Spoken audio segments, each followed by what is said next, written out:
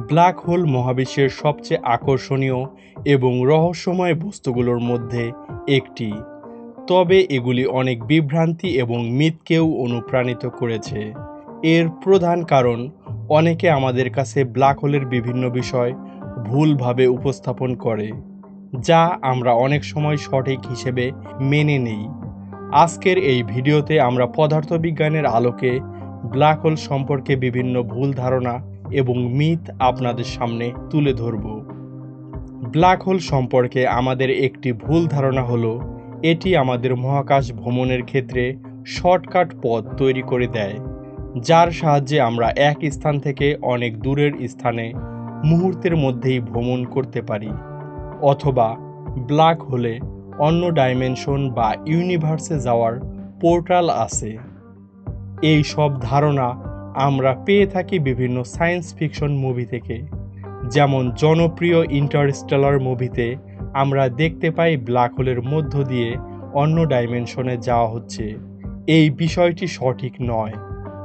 Black hole নিয়ে আমাদের দ্বিতীয় ভুল ধারণা হলো ব্ল্যাক হোল তার আশেপাশে সব কিছু টেনে নেয়, যেন এটি মহাকাশের ভ্যাকুয়াম ক্লিনার। কিন্তু এই ধারণা মোটেও ঠিক নয়। ব্ল্যাক হোল কেবল গ্র্যাভিটির মাধ্যমেই অন্য সকল জিনিসকে আকর্ষণ করে।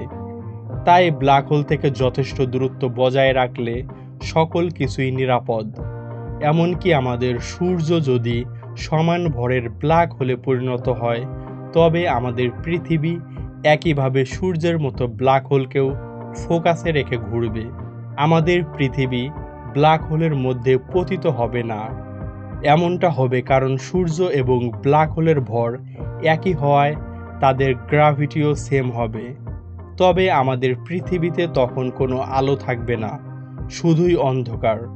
কিন্তু বাস্তবে আমাদের সূর্য জীবনের শেষে ব্ল্যাক হোলে পরিণত হবে না, এটি হোয়াইট ডোয়ার্ফে পরিণত হবে। একটি নক্ষত্রের জন্ম এবং মৃত্যু কিভাবে হয় তা নিয়ে একটি ভিডিও পূর্বেই দেওয়া আছে, চাইলে দেখতে পারেন। এরপর আমাদের আরেকটি ভুল ধারণা হলো হয়তো ব্ল্যাক হোলের সাহায্যে টাইম ট্রাভেল করা সম্ভব। এটি অর্ধেক সত্য। আমরা কখনোই ব্ল্যাক হোল ব্যবহার করে অতীতে যেতে পারবো না, তবে আমরা ব্ল্যাক হোলের শক্তিশালী গ্র্যাভিটি ব্যবহার করে ভবিষ্যতে যেতে পারি। কারণ জেনারেল রিলেটিভিটি অনুযায়ী গ্র্যাভিটি স্পেস টাইমের উপর প্রভাব ফেলে। ধরুন আপনারা সমান বয়সের দুই বন্ধু, আপনার বন্ধু পৃথিবীতে এবং আপনি একটি বিশাল ব্ল্যাক হোলের কাছে গেলেন, যেখানে গ্র্যাভিটির মান অনেক বেশি। সেখানে কিছু সময় কাটিয়ে আপনি ফিরে আসলেন।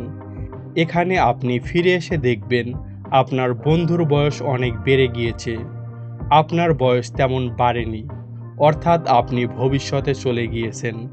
এর কারণ, আপনার যে বন্ধু পৃথিবীতে ছিল তার সাপেক্ষে আপনার সময় ধীরে চলেছে।